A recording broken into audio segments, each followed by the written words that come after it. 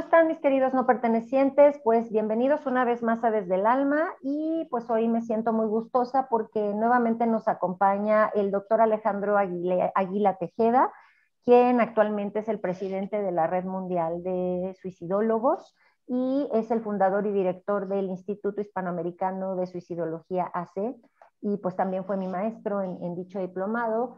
Y nos da mucho gusto que nuevamente nos acompañe, hablando un poquito de cómo está el panorama en este 2022 en relación a el tema del suicidio, un poco cuál es la perspectiva, cuáles son un poco los grupos que pueden estar en mayor riesgo. Y bueno, estas serán un poco las líneas que estaremos tratando en el programa. Alejandro, bienvenido nuevamente a Desde el Alma.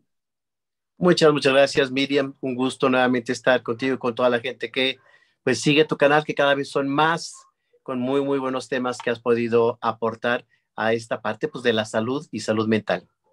Gracias, Alejandro. Pues para empezar el tema, cuéntanos cómo iniciamos este 2022, cómo empieza el tema del suicidio.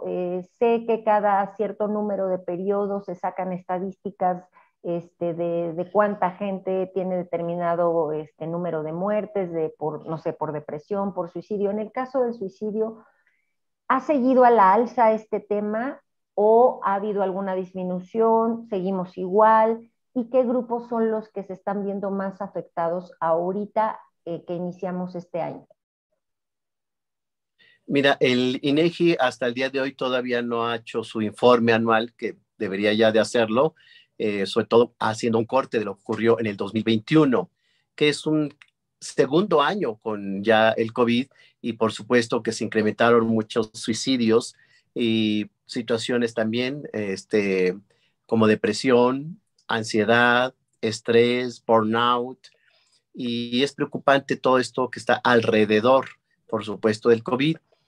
Solo la Secretaría de Salud nos informó que durante el año 2021 se incrementó el número de suicidios un 20%. Recordemos que esto es lo que la Secretaría de Salud reporta de los fallecimientos que ingresaron al hospital y que ahí murieron. Pero por supuesto que hay mucha gente que murió en sus casas o murió en otros lugares, etcétera.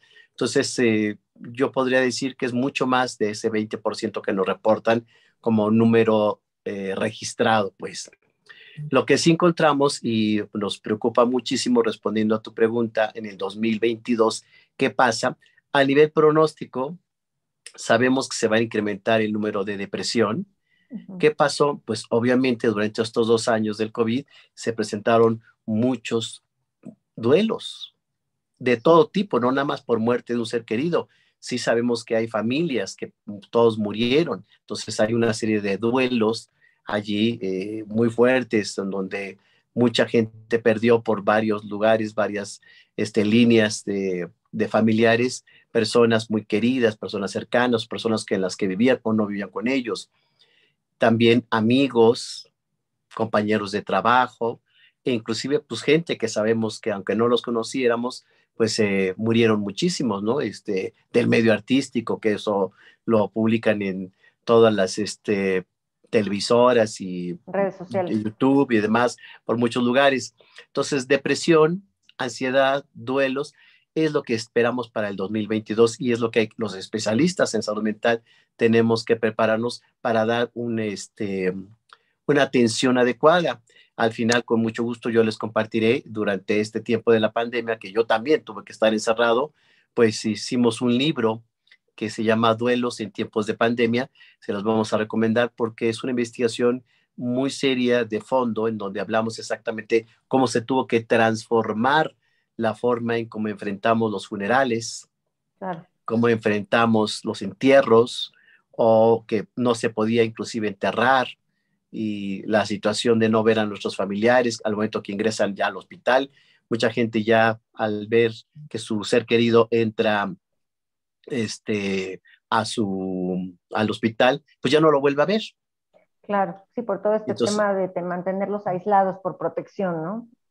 toda la Secretaría de Salud pues tenía sus indicaciones para poder atender al ser querido y que no contagiara más. Entonces, ese tipo de situaciones hicieron que modificáramos mucho.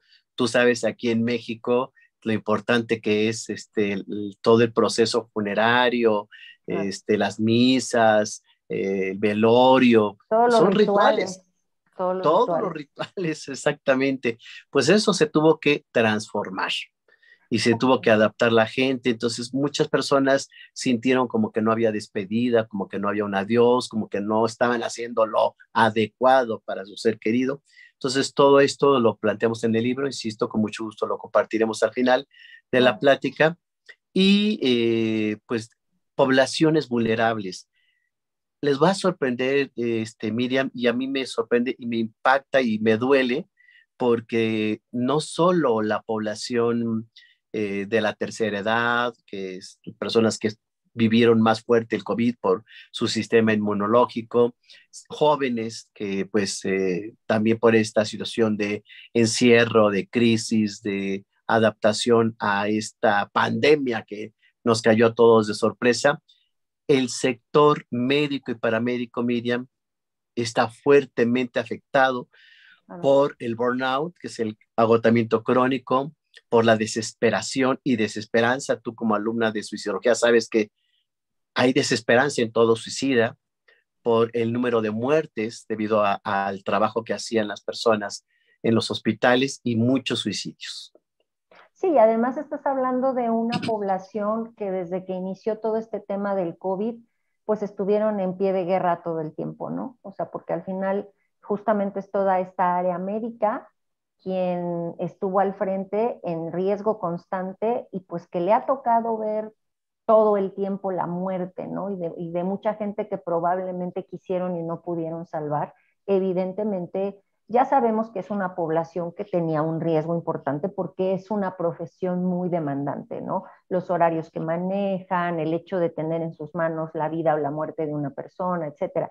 Pero creo que con este tema del COVID, evidentemente la parte del personal médico y paramédico pues se vieron sobrepasados, el famoso burnout que dices, en todas sus posibilidades, tanto, digamos, institucionalmente, lo que se podía hacer, ¿no? Hasta dónde podían aceptar enfermos o no, este hecho de que tuvieran que restringirle el paso a los familiares, ¿no? Uh Y -huh. además eso, una constante pérdida de gente, y que aparte ellos tampoco podían procesarlo, y además este eminente riesgo en el que a mí también me puedo contagiar y yo también me puedo morir. Sabemos, creo que a todos conocimos a algún médico o que murió en el acto de ayudar a otras personas, ¿no? Entonces, sí creo que es una población, creo que algo que pasa mucho, Alejandro, no solo con los médicos, también con los psiquiatras, con los psicólogos, creo que a veces eh, socialmente como que nos olvidamos que antes que ser médicos, psiquiatras, psicólogos, somos personas, ¿no? Y que sí tenemos una labor y una vocación que hacemos con gusto, pero que detrás de eso existe un ser humano que siente, que le impacta la muerte, que se genera tristeza, ansiedad, que se cansa, ¿no? Y creo que a veces también como sociedad, yo recuerdo que muy al principio del COVID, a los médicos se les atacó mucho un poco por reacción, ¿no? ¿Te acuerdas que hubo algunas noticias en donde se decía que a los médicos se les estaba violentando un poco como buscar a un culpable, donde sacar toda la ira que la gente estaba teniendo ante todas las cuestiones que surgieron del COVID, pero creo que a veces nos falta un poco de sensibilización para el grupo de ayuda de la salud, ¿no? O sea, son como una especie de Robocops, y no, ¿no? Atrás de eso hay una persona que evidentemente si a lo mejor no está recibiendo tampoco la ayuda emocional, si pasa todo el día en áreas de riesgo y viendo muerte, pues evidentemente esto te va a llevar a tener un alto grado de desesperanza, ¿no? Eh, yo quisiera preguntarte, tú mencionaste algo que actualmente oímos mucho, mucho más de antes del COVID, ahorita esto está mucho más fuerte, tú lo dijiste, que es la depresión, la ansiedad, la angustia.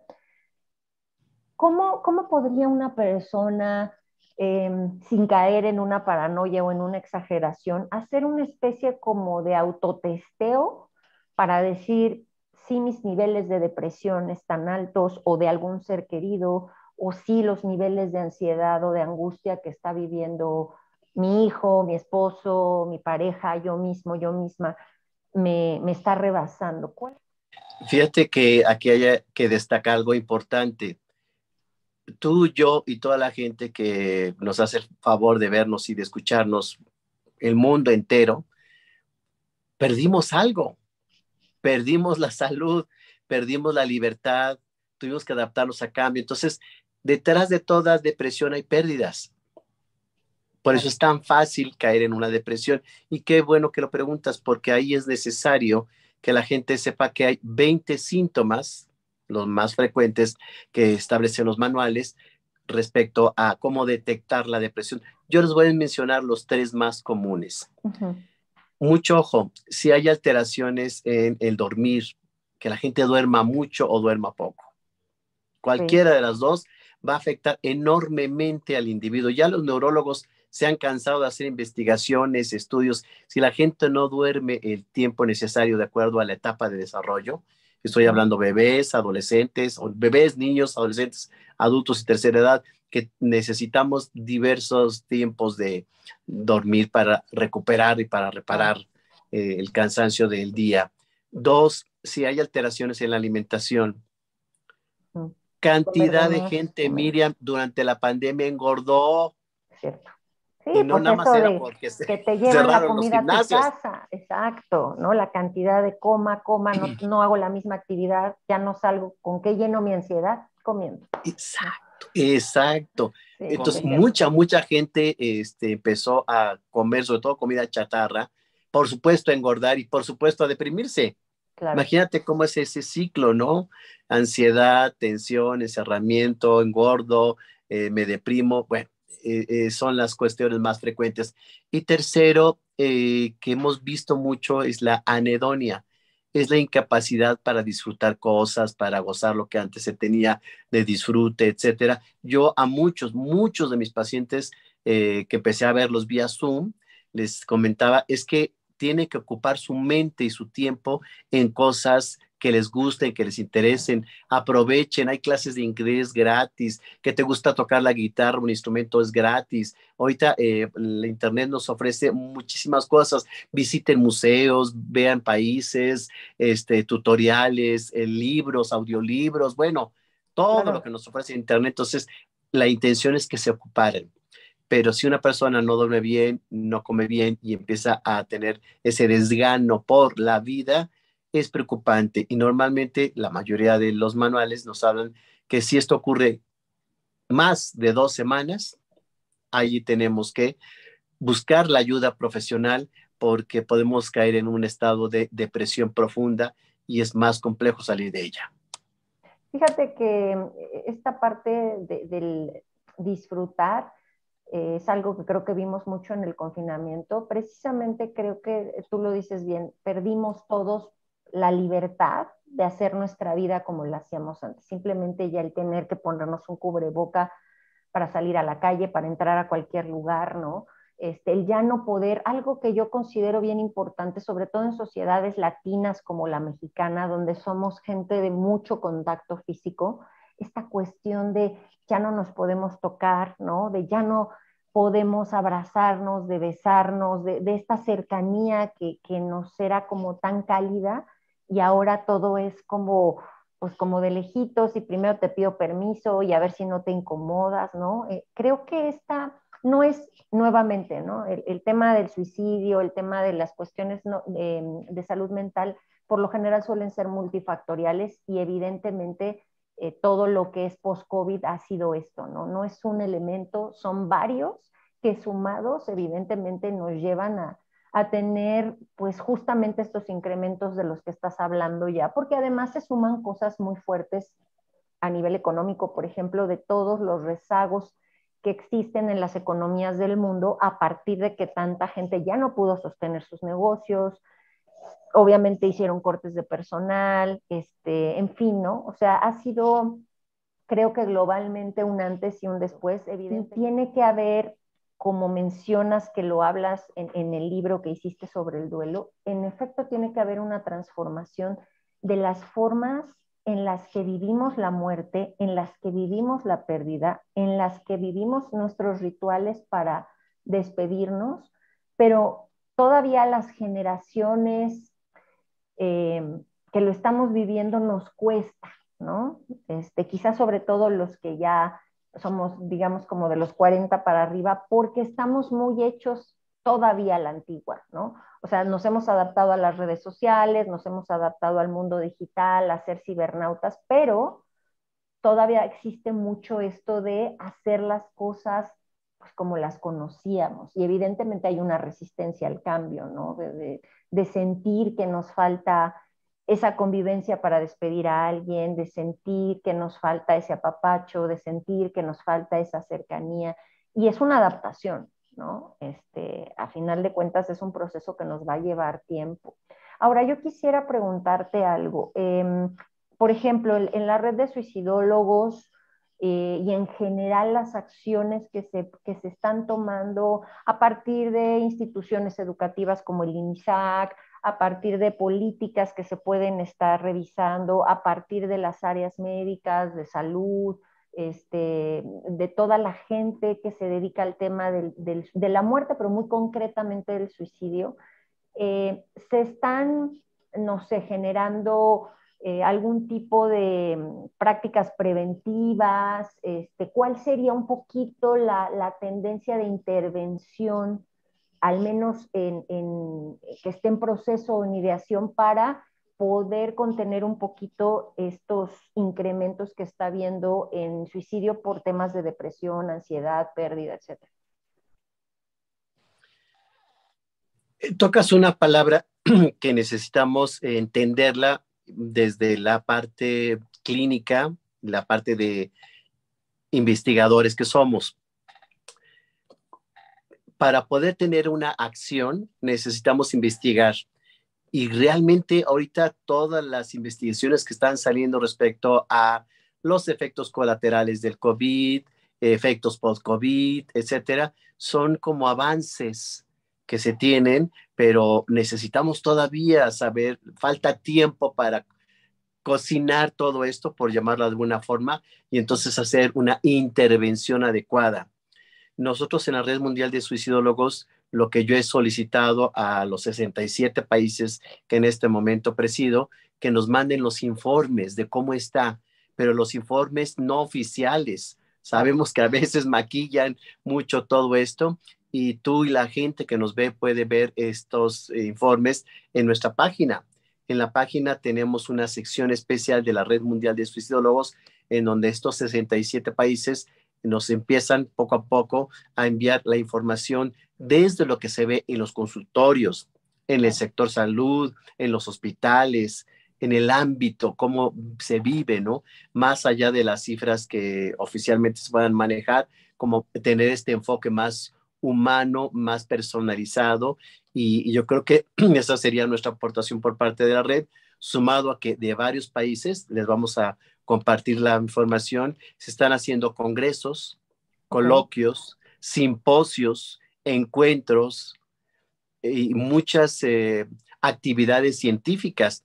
Y aquí te adelanto una primicia para ti y para toda la gente que nos hace favor de vernos y escucharnos, que el actual representante de la Red Mundial de Suicidólogos de México, el psicólogo Raúl Rojo Ruiz, él tiene una iniciativa que yo aplaudo y estoy apoyando, se llama Avisa, Años de Vida Saludable. Fíjate qué importante, Miriam, años de vida saludable. Tú, yo y toda la gente que nos ve, sabe que al momento que llegó el COVID empezó a reflexionar el cerebro de todas las personas que en la vida no la tenemos comprada. La finitud, en efecto. Así es. Entonces, qué importante esta propuesta que nos da el psicólogo Raúl Rojo Ruiz, en donde va a dar 22 pláticas durante estos 12 meses, 2 pláticas por mes, precisamente sobre salud mental, sobre suicidio, depresión, temas que le interesan mucho a la gente. Va vía Zoom, se va también a manejar en YouTube, también se está manejando en la página, se está manejando redes sociales como Facebook, gratuitamente. Sí, los miércoles. Entonces, imagínate qué padre que especialistas a nivel mundial puedan a través de esta red decir qué está pasando, cómo podemos enfrentarlo, cómo prevenirlo, a dónde ir y atendernos, todas esas áreas que se pueden manejar, ya la estamos haciendo como propuestas y esta es nuestra aportación al mundo. Aquí me surge una pregunta de actualización, Alejandro. Tú que estás en constante contacto con terapeutas, no todos suicidólogos, ¿no? En entrevistas, en otros países incluso. En general, ¿cómo está ahorita la parte psiquiátrica, la parte psicoterapéutica? Es decir, toda la comunidad de terapeutas que damos servicio a las personas en este acompañamiento de la salud mental, cómo se recibe hoy en la comunidad el tema del suicidio. Recordemos que es un tema que incluso entre los mismos psicólogos y psiquiatras por mucho tiempo ha sido un tema incómodo. Sabemos que la palabra suicidio por sí misma genera silencios, genera como desvíos. Esto es parte de lo que el INISAC ha tratado, por ejemplo, de hacer, ¿no? Que los terapeutas abran este campo de acción y tengan las herramientas específicas que se necesitan para poder atender una persona con riesgo suicida, que no a veces se tienen solo con la preparación previa de una carrera de psicología o de alguna otra especialidad. Hoy en día, en pleno 2022, después de estos 2 años de confinamientos, de post-COVID, entre comillas, post-COVID, ¿cómo está tomando el suicidio, cómo lo está integrando como parte de esta realidad compleja la comunidad psicoterapéutica? Te voy a dar una mala noticia, una buena noticia y una solución. Ok. ¿Te parece? Me Mira, parece. la mala noticia, y esto aquí en México es una realidad, es que los hospitales psiquiátricos cerraron sus puertas, Okay. empezaron a atender, se convirtieron en hospitales COVID. Okay. Esto es entendible desde el sector salud, en el sentido de que pues lo prioritario era que la gente no vida, se muriera, ¿no? claro. Entonces, esa es la mala noticia porque los psicoterapeutas no teníamos dónde internar a nuestros pacientes. Claro. Nos ató de manos muy fuerte. Aquellos pacientes que ya estaban en hospitales psiquiátricos que se les estaba dando consulta externa, pues ya te imaginarás, no hay para cuándo, no hay fecha. Uh-huh. Y tercero, grave, muchos que le estaban dando medicamentos también se los suspendieron. Ok, o sea, también se quedaron sin este apoyo médico, la gente que muy tomaba. fuerte. Entonces, es otro factor más para, pues obviamente, deprimirse, estar ansioso, recaer, pues, ¿no? Claro. Esa es la mala noticia. La buena noticia es que la comunidad de psicólogos, psicoterapeutas, psiquiatras, psicoanalistas, abrimos nuestros consultorios inclusive para atención gratuita vía Zoom. Mucha gente del campo de la salud mental ponía sus datos y con mucho gusto mándame pacientes y yo los atiendo y dábamos informes y subíamos a las redes sociales informes. Yo no solo tengo este libro, escribí varios artículos que los encuentran en la página, que pues están gratuitos para cualquier persona que los pueda tener en su celular, en su tableta, en su computadora, que los pueden compartir. Es decir, todos hicimos una aportación humana. Esto es un problema humano. No podíamos deshumanizarlo, no podemos estar lejanos a esta realidad. Y sabíamos que sí era muy importante la cuestión de la atención médica, pero ¿qué pasa con la atención emocional, la atención psicológica? Entonces, muchos de los compañeros prestaron sus espacios, amablemente dieron atención gratuita y la solución que tenemos nosotros en el Instituto Hispanoamericano de Suicidología es que se hizo un centro de atención suicidológica en donde la gente podía por WhatsApp, por correo electrónico, por teléfono, cualquier medio, solicitarnos la atención. Y empezamos a derivar a los pacientes. A algunos se les hacía un estudio socioeconómico, otros si no podían pagar, se les atendía de todas formas y seguimos con este centro de atención lo que nos pueden consultar en cualquier momento. Ok, entonces hasta la fecha se sigue todavía manejando y puede ser a través de todos los datos del INISAC para poder contactar y canalizar con algún terapeuta. Correcto. Okay. Ahora, por ejemplo, con las nuevas generaciones que están entrando, digamos, desde que empezó el COVID a la fecha, que están entrando en el proceso de prepararse como suicidólogos, ¿qué expectativas traen? ¿Qué están digamos, las causas por las cuales hoy los alumnos se inscriben a tomar el diplomado, a hacer la certificación?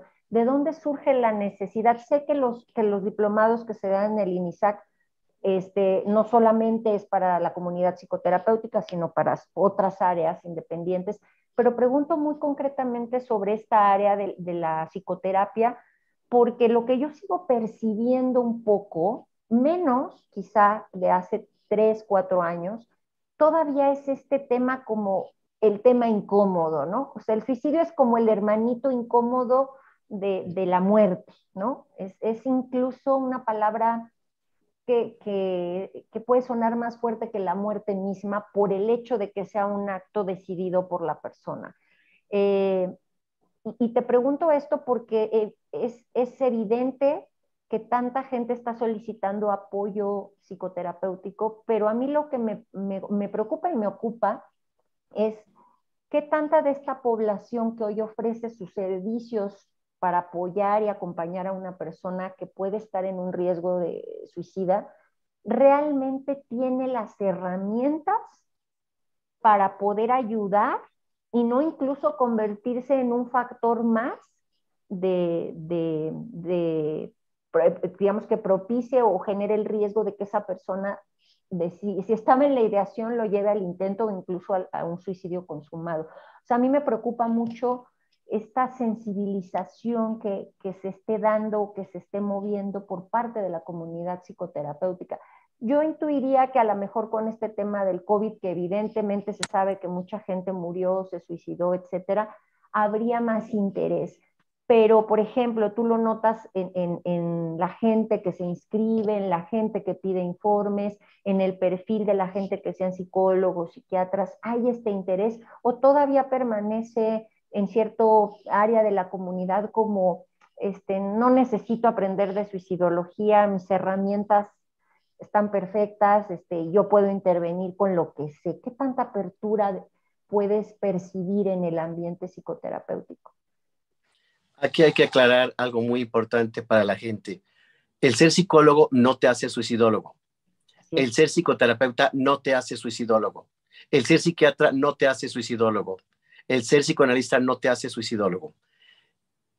Yo he intentado, y digo intentado porque lo hago todos los días y he puesto mi granito de arena para que todas las áreas de la salud mental, no nada más psicoterapeutas, también enfermeros, trabajadores sociales, médicos, conozcan de la suicidología y sea una herramienta de apoyo. Por eso lo tenemos a nivel diplomado.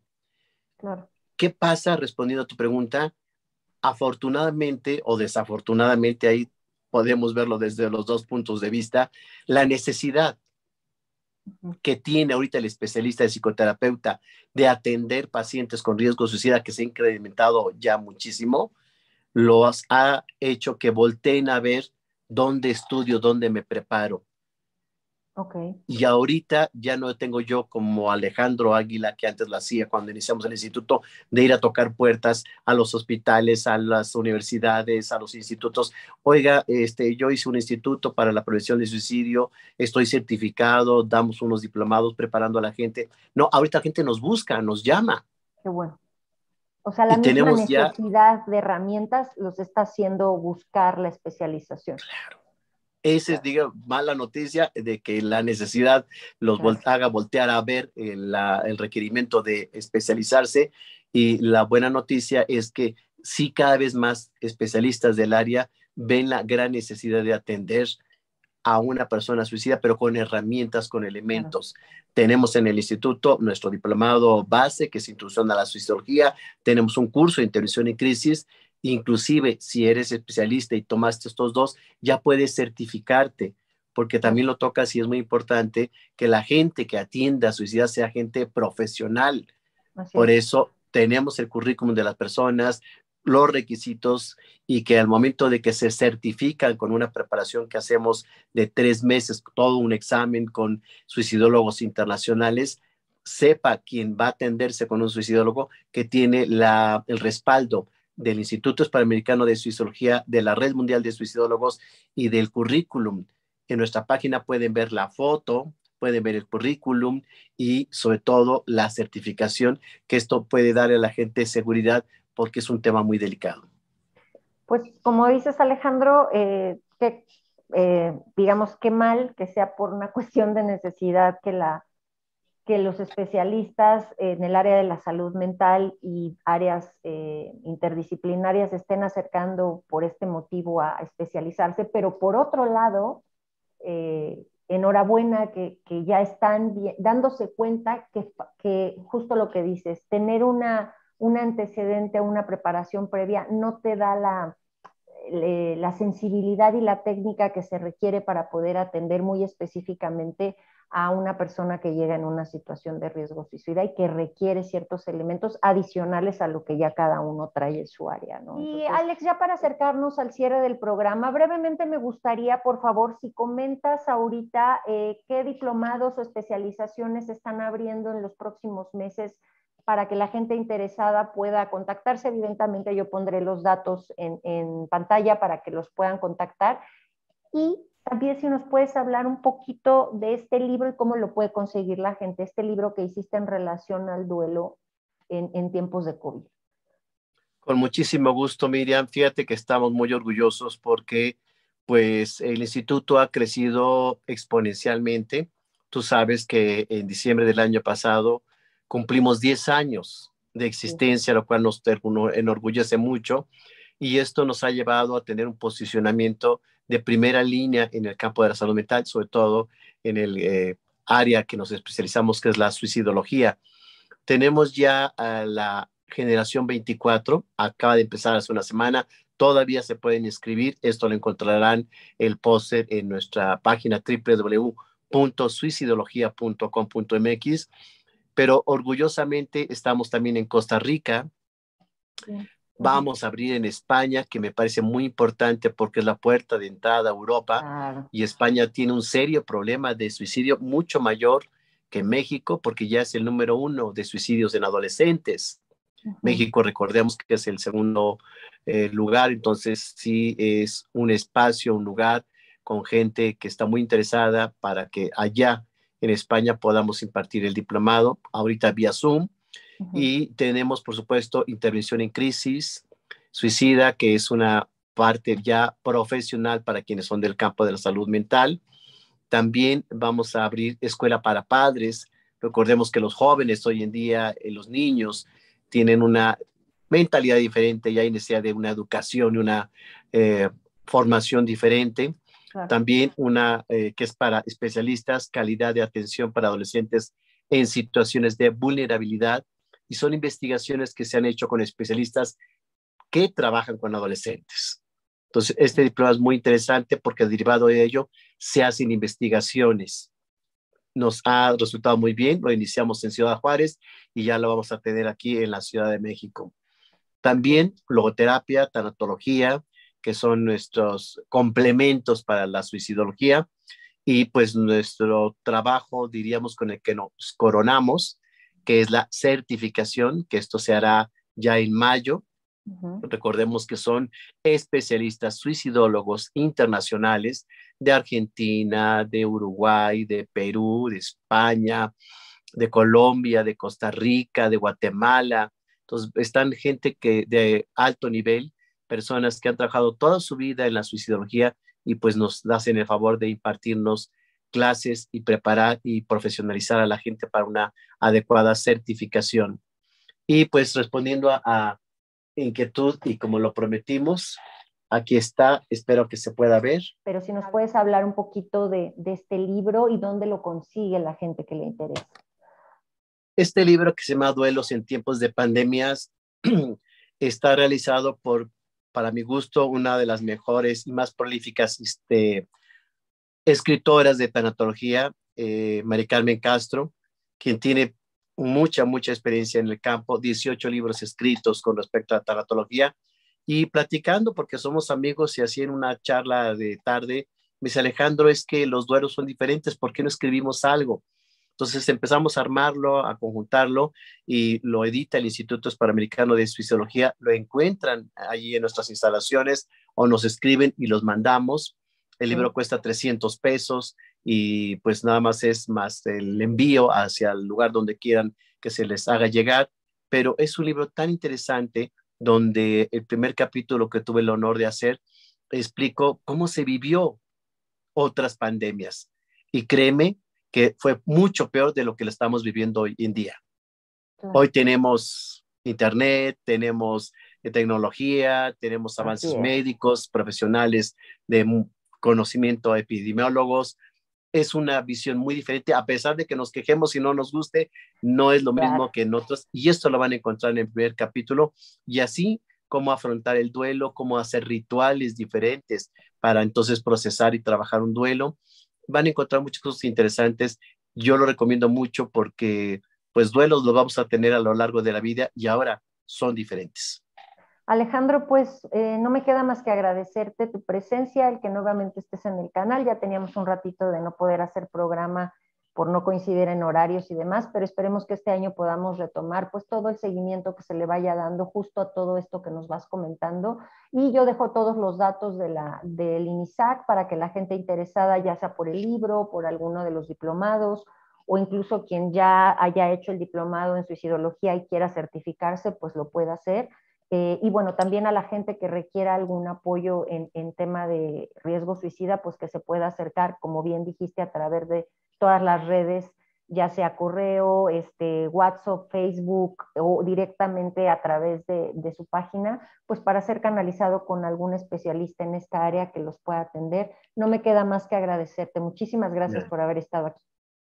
A ti por la invitación, muchas gracias y seguiremos haciendo videos porque es una forma de informar, de orientar, de ayudar a la gente y que hoy en día nos permite la tecnología. Gracias, Miriam. Gracias, hasta luego, mis queridos no pertenecientes.